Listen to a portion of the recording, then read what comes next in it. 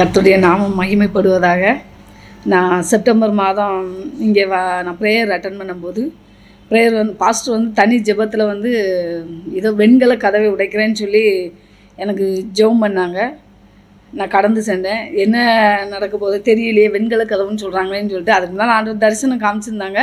ஆனாலும் அடுத்த வாரமே ஆண்டவர் நாங்கள் தூத்துக்குள்ள சபைக்கு போன இடத்துல தேவன் எங்கள் ஃபாஸ்டரோட பொண்ணு கையில் கிடந்த வளையல ஆண்டவர் உங்களுக்கு கொடுக்க சொல்கிறாங்கன்னு சொல்லி ஆராதனை முடியவும் என் கையில் கலத்தி போட்டாங்க.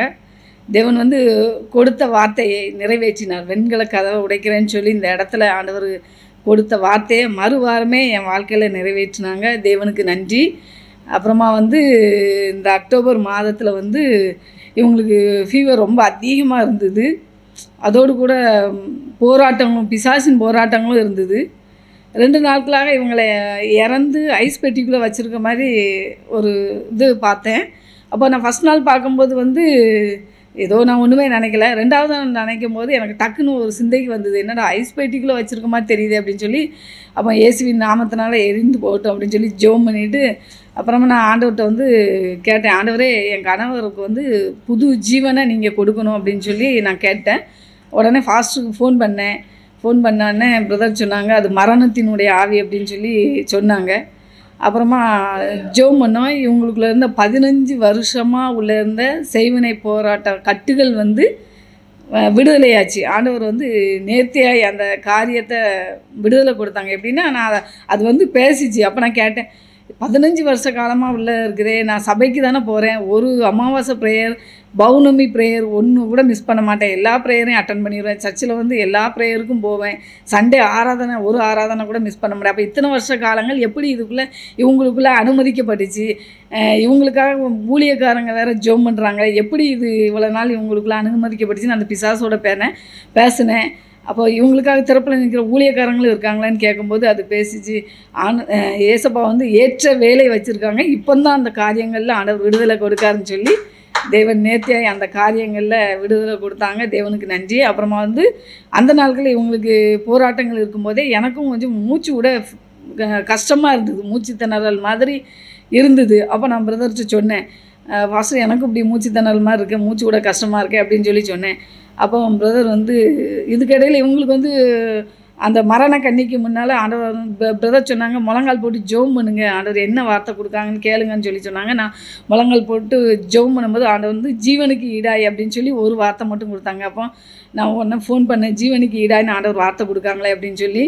அப்போ மரண கண்ணி தான், நீங்கள் பொருத்தனை பண்ணுங்க அப்படின்னு சொல்லி சொன்னாங்க. உடனே நான் பொருத்தனை பண்ணி ஜெபம் பண்ணோம். ஆண்டவர் ஜீவனை கொள்ளை பொருளாய் கொடுத்தாங்க.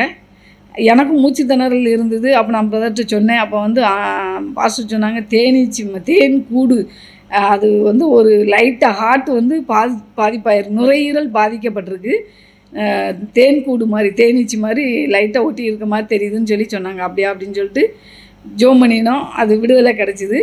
ஆனால் பிரதர் இந்த இடத்துல அடிக்கடி சொல்லுவாங்க, எம்ஆர்ஐ ஸ்கேன் என்ன நான் சொல்கிறேன், எந்த இடத்துல வியாதிக்கு நான் சொல்கிறேன், அது ஆண்டவர் உறுதிப்படுத்தினாங்க என் வாழ்க்கையில். எப்படின்னா நான் இந்த பிரச்சனையெல்லாம் முடிஞ்சு ப்ரேயர் பண்ணிட்டேன். அப்புறமா இவங்களுக்கு ஃபீவர் தான் ஹாஸ்பிட்டல் போனேன். அப்போ எனக்கு கால் வலின்னு சொல்லிட்டு நான் டாக்டர் மாட்ட போய் காமிச்சப்போ டாக்டர் சொன்னாங்க, அந்த கால் வலி 17 வயசில் வந்தது.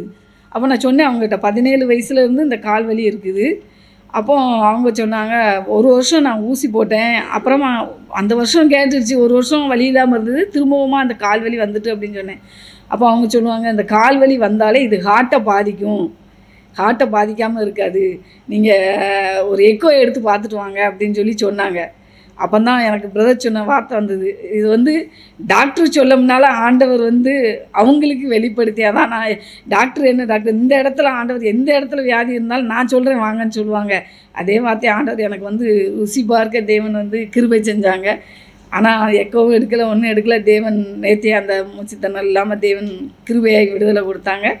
தேவனுக்கு நன்றி. அப்புறம் என்னுடைய ஊழிய பாதைகளை ஊழியத்துக்காக அழைக்கப்பட்டு அபிஷேகம் பண்ணப்பட்டிருந்தேன். நான் போகிற சர்ச்சில் நீங்கள் ஊழியத்துக்கு அழைக்கப்பட்டு அபிஷேகம் பண்ணியிருக்கீங்க, நீங்கள் ஊழியம் பண்ணுங்கன்னு சொல்லுவாங்க. நான் ஊழியத்துக்கு தான் அழைக்கப்பட்டிருக்கேனா அப்படிங்கிறது அவங்க சொல்கிறாங்களே, ஊழியங்கிறது லேஸ்பட்ட காரியம். நான் அவங்க கூட பல வருஷங்கள் 10 வருஷ காலங்கள் இருக்கேன் ஊழியக்காரங்களோட. எப்பயும் காண்டாக்டில் தான், எனி டைம் அவங்களோட தான் இருக்கேன். ஆனாலும் அவங்க சொல்கிறத என்னால் ஏற்றுக்கிட முடியலை. ஊழியத்துக்கு தான் நான் அழைக்கப்பட்டிருக்கேனா அப்படின்னு சொல்லி நான் யோசிப்பேன். ஊழியம் செய்யலை. ஆனால் நான் வந்து பிரதரோட 2020 நான் காண்டாக்டில் இருக்கேன். டிவி மூலமான்னு அப்புறமா காண்டாக்டில் இருக்கேன். 2021 நான் இங்கே வந்தேன். அப்போ வந்து ஃபஸ்ட்டு முறையாக வரும்போது பேசினேன்.